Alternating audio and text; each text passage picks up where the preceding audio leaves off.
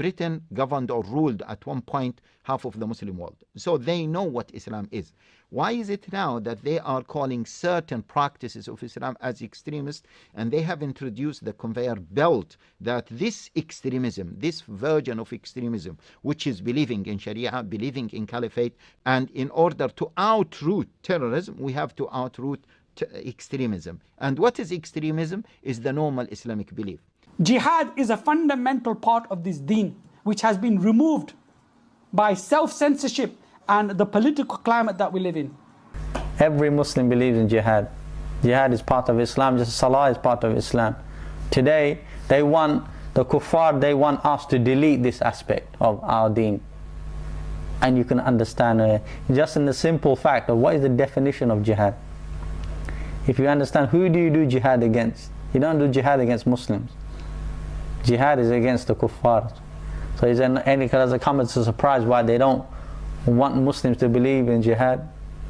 Because they don't want us to do jihad against them. Let me make this easy for you, David. Guilty as charged. Islam is expansionist. It does require expansionist jihad.